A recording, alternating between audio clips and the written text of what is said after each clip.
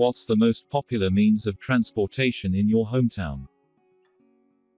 Without any doubt, I would say motorbikes. Almost everyone travels by motorbike.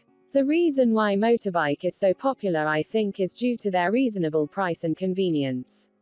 They also extremely varied in terms of size, color and quality, thus a wide variety of choices is available for everyone. How often do you take buses? Almost every day. Since my house is so far away from my university, it's impossible for me to travel by motorbike. In addition, the air is heavily polluted by exhaust fumes and traffic jams always take place, especially during peak hours. Thus, I'd prefer to take the bus, to save time, save gasoline and causing less pollution. Can you compare the advantages of planes and trains? Planes and trains regularly depart and arrive on time. Plus, there are many convenient facilities catering particularly to certain groups of passengers.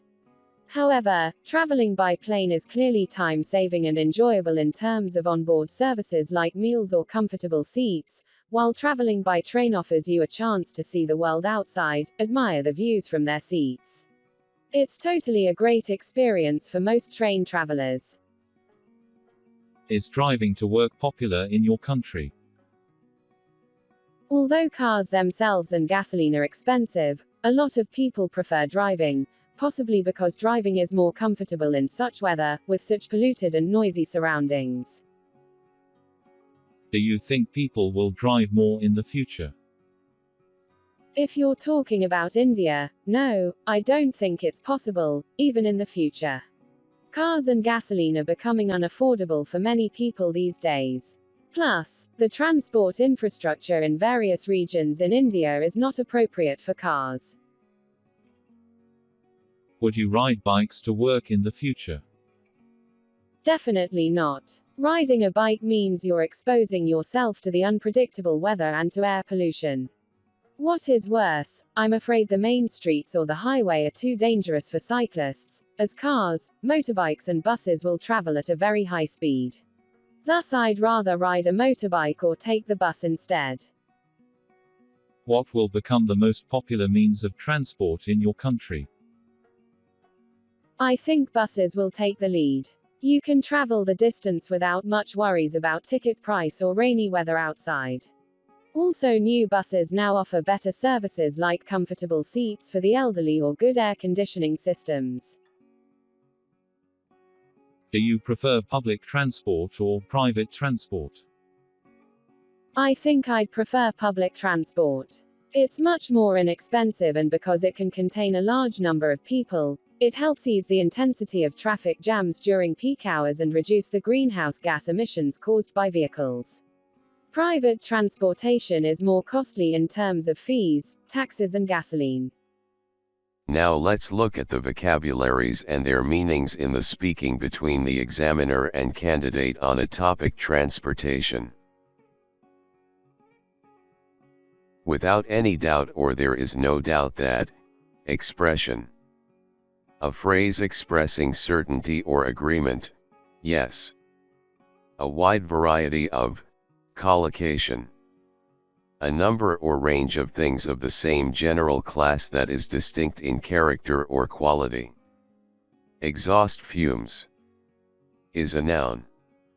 Waste gases or air expelled from an engine, turbine, or another machine in the course of its operation. Traffic jam is a noun. A line or lines of stationary or very slow-moving traffic, caused by roadworks, an accident, or heavy congestion.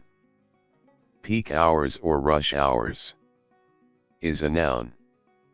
The busiest hours. Onboard services is a noun. Provided on or within a vehicle. Cater is a verb. Provide with what is needed or required. The world outside, idiom. The rest of the world. Admire is a verb. If you admire someone or something, you like and respect them very much. Transport infrastructure is a noun. The framework that supports our transport system. Unpredictable weather is a noun. To not able to be predicted, changeable. To take the lead is a verb.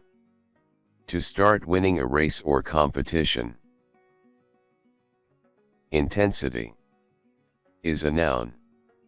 Of extreme force, degree, or strength.